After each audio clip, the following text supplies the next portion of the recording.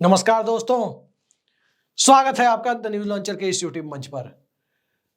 दोस्तों, हरियाणा का विधानसभा चुनाव हो चुका, महाराष्ट्र झारखंड का चुनाव चल रहा है और 2026 में परिसीमन की बातें चल रही है। लेकिन यह परिसीमन हरियाणा में या महाराष्ट्र झारखंड में ही नहीं, यह पूरे देश में होना है। जम्मू कश्मीर में हाल ही में परिसीमन हुआ है, हो सकता है कि जम्मू कश्मीर में परिसीमन ना हो, लेकिन परिसीमन के पीछे मंशा यदि परिसीमन हो, जैसे अटल बिहारी वाजपेयी की सरकार के दौर में हुआ, वहां तक तो बातें ठीक है। परिसीमन के साथ साथ अब एक बात और जुड़ी हुई है।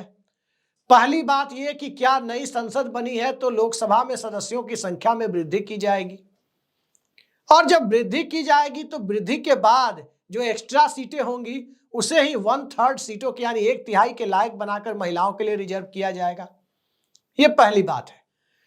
दूसरी बात यह है, जो ज्यादा महत्वपूर्ण है, कि क्या राज्यों के अनुपात को छेड़ा जाएगा। कई सारे सवाल एक साथ खड़े हुए हैं। अब तक आपने सुना कि सीटों को SC ST के आधार पर रिजर्व किया जाता है, अनुसूचित जाति और अनुसूचित जनजाति के आधार पर, और यह रिजर्वेशन फिक्स होता है एक परिसीमन आयोग की सिफारिशों के अवधि से लेकर अगले परिसीमन आयोग की सिफारिशों के इंतजार तक। लेकिन महिला आरक्षण का जो मुद्दा है, उस मुद्दे को यदि आप देखें तो उसमें रोटेशन वाइज हर चुनाव में सीटें बदल जानी है। यानी कुल सीटों का 1/3, वो जनरल का भी 1/3, SC का भी 1/3, ST का भी 1/3। वो एक सीट जो पहले महिलाओं के लिए रिजर्व होगी, फिर एक दूसरा लॉट रिजर्व होगा, फिर तीसरा लॉट भी रिजर्व होगा। यानी सभी सीटों को रोटेशन वाइज महिलाओं के लिए, किसी भी कैटेगरी की सीट हो उसे महिलाओं के लिए बारी बारी से रिजर्व किया जाएगा। यह एक सामान्य सी प्रक्रिया है। लेकिन इस प्रक्रिया से आगे जाकर जो असली मुद्दा है, जो राज्यों की राजनीतिक ताकत को तय करता है, वो ये है कि क्या राज्यों का अनुपात भी छेड़ा जाएगा। अनुपात छेड़ने का मतलब होगा कि किसी राज्य की ताकत को कम करना या बढ़ा देना। मसलन यूपी में यदि 80 की 160 हो जाए और केरल में 20 की 40 हो जाए और इसी अनुपात में सभी राज्यों की सीटें दोगुनी हो जाए, तब तो कोई फर्क नहीं पड़ता, अनुपात एक ही रहेगा। लेकिन सवाल यही है कि अभी 543 लोग जो वहां पर हैं, वो तो सिर्फ नारे लगवाने के काम आते हैं, बोलते तो कम ही लोग हैं। सदन की बहस में क्या 543 लोग राष्ट्रीय अंतरराष्ट्रीय समस्याओं पर आपने सुना है कि चर्चा करते हैं। जनता को भी पता है कि सांसद जो चुनकर आते हैं, कोई मोदी मोदी मोदी नारा लगाते रहते हैं। एक तो भोजपुरी गायक हैं, रिंकिया के पापा गाने से पॉपुलर हुए। वो भोजपुरी गायक साहब का एक वीडियो बड़ा बेहतरीन आया, और वो वीडियो ये कहता है कि उसमें वो संसद में किसी मुद्दे पर अपनी बात रख रहे थे। इसी बीच सदन के नेता नरेंद्र मोदी का, सत्ता पक्ष के नेता नरेंद्र मोदी का सदन में आगमन हुआ। बाकी सांसद मोदी मोदी मोदी नारा लगाने लगे।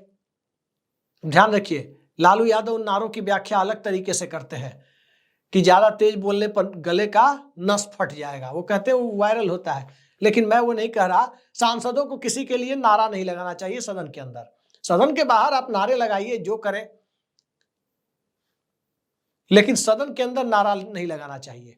तो मनोज तिवारी जी दरअसल जो भाषण दे रहे थे, साथ ही सांसदों के नारे को सुनते हुए अपने भाषण के बीच में ही नारा लगाने लगे। और यह बड़ी हास्यास्पद स्थिति थी भारत की संसद के लिए कि कहां वो संसद 1952 की जीवी मावलंकर की अध्यक्षता वाली, कहां आज की संसद। क्या से क्या हो गए देखते देखते। लेकिन अभी तो बहुत कुछ देखना है, और देखना यही है कि अनुपात को छेड़ने को लेकर जो अभी से MK स्टालिन और चंद्रबाबू नायडू अभी से प्रतिक्रिया देने लगे हैं, क्या वो प्रतिक्रिया हरियाणा से आएगी। दरअसल दैनिक भास्कर ने खबर छापी है। खबर यह छापी है कि हरियाणा में परिसीमन में लोकसभा की सीटें 10 से बढ़कर 14 और विधानसभा की सीटें 90 से बढ़कर 126 हो सकती हैं।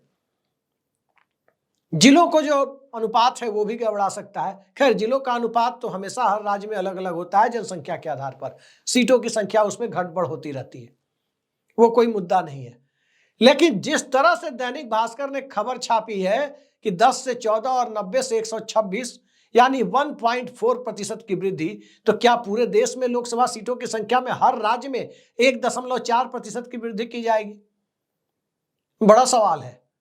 और जहां 1 सीटें हैं वहां 1.4% की वृद्धि कैसे होगी, यह भी एक सवाल है। लेकिन उससे भी बड़ा सवाल है कि क्या विपक्ष के स्टैलवर्ड्स को टारगेट करते हुए, लक्षित करते हुए सामान्य वर्ग से आने वाले नेताओं की सीटों को आरक्षित किया जाएगा और आरक्षित वर्ग से आने वाले बड़े नेताओं की सीटों को सामान्य किया जाएगा। दरअसल SC ST आरक्षण के लिए एक फॉर्मूला होता है। हम सबको मोटे तौर पर जो भारत के संविधान कानून को जानते हैं उन्हें पता होता है। आसान शब्दों में अगर इसे समझाने की कोशिश करें, क्योंकि इस वीडियो में उसे समझे बिना आप आगे की चीजों को नहीं समझ पाएंगे कि होता क्या है।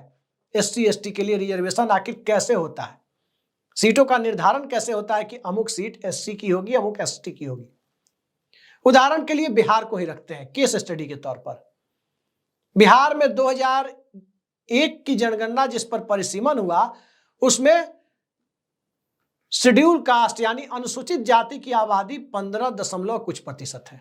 15% मोटे तौर पर मानते हैं 2001 की जनगणना के आधार पर, जिसके आधार पर 2002 का परिसीमन आयोग बना था। अब 15% है वहां आबादी दलितों की। सवाल यह उठता है कि 15% वहां राज्य को जो अलॉटेड सीटें हैं, आवंटित सीटें हैं लोकसभा के लिए, वो 40 है।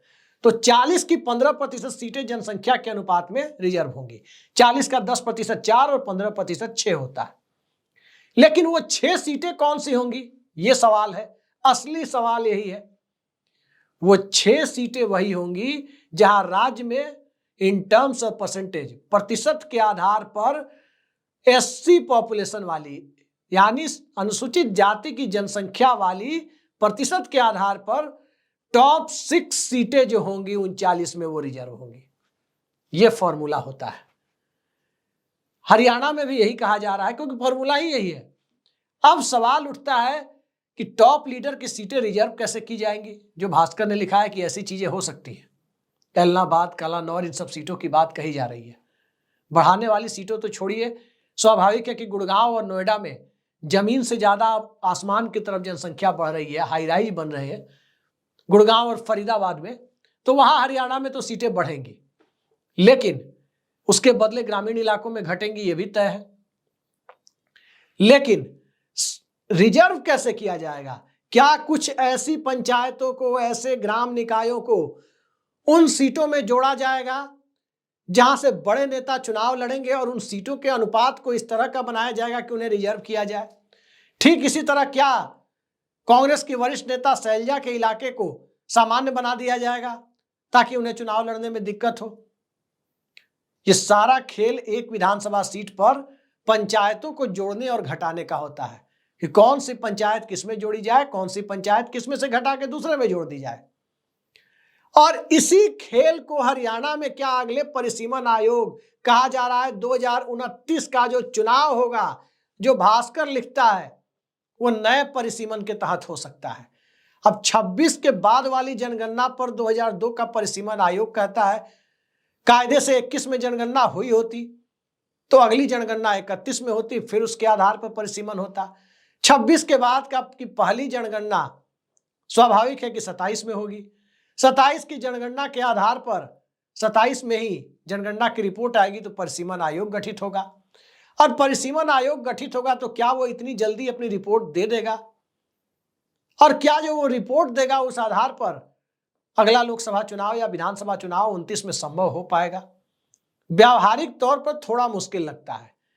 और ऐसा इसलिए क्योंकि 2002 में जो परिसीमन आयोग गठित हुआ, उसकी रिपोर्ट आते आते और उसके लागू होते होते 2007 खत्म हो गया।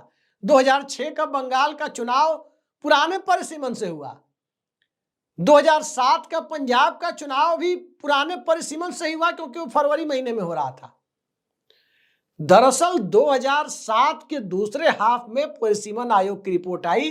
5 - 5.5 साल लग गए उस परिसीमन की प्रक्रिया में। कौन कहां से कहां गया, किस वोटर लिस्ट में है, किस वोटर लिस्ट में जुटा, कहां से नाम कटा, एक्यूरेट जनसंख्या, जो इक्विटेबल पॉपुलेशन का एक चार्ट बनाने की कोशिश होती है, वो कैसे पूरा हो रहा है। एसोसिएट मेंबर राज्यों में बनाने की प्रक्रिया होती है अलग अलग राजनीतिक दलों से। ये सारी कवायद चलने में ही 6 महीने निकल जाते हैं। तो पहली बात तो ये कि क्या परिसीमन हो पाएगा? परिसीमन तो होगा, लेकिन परिसीमन आयोग की सिफारिशों के आधार पर अगला चुनाव हो पाएगा? एक ये यक्ष प्रश्न है।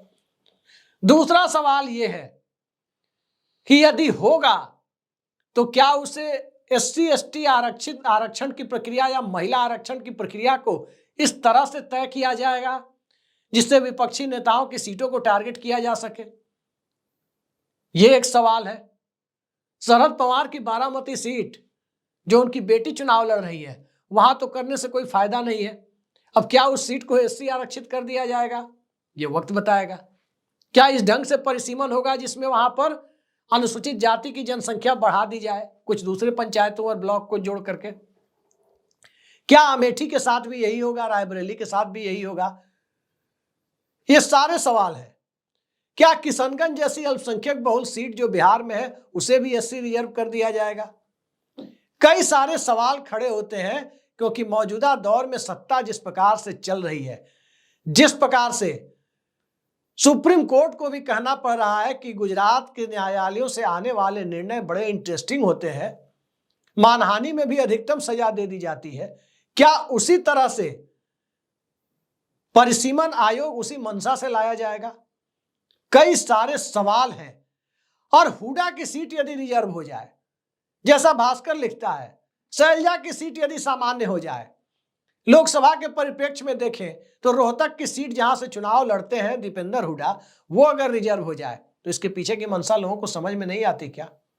अमेठी के साथ ये खेल हो, रायबरेली के साथ ये खेल हो, वायनाड के साथ ये खेल हो, बारामती के साथ ये खेल हो, नालंदा के साथ ये खेल हो, तो लोगों को चीजें समझ में नहीं आती क्या? और तो और उत्तर प्रदेश में भारतीय जनता पार्टी से ही मुख्यमंत्री है और वहां अक्सर जो पहले उनकी संसदीय सीट थी गोरखपुर, मठ के लोग चुनाव न जीत पाए और उत्तर प्रदेश में भी मोहन यादव जैसे और भजन लाल शर्मा की तरह दिल्ली के इशारे पर चलने वाले मुख्यमंत्री बनाए जाए, कोई ताकतवर छत्रप ना निकले, खासकर मठ से निकलकर सामने ना आए, तो क्या उत्तर प्रदेश के मुख्यमंत्री की राजनीतिक पारी को समाप्त करने के लिए गोरखपुर की सीट को भी रिजर्व कर दिया जाएगा महिलाओं के लिए या किसी कैटेगरी के लिए? कई सारे सवाल हैं जिस पर भास्कर ने हरियाणा के माध्यम से रोशनी डाली है। सवाल पूरे देश का है।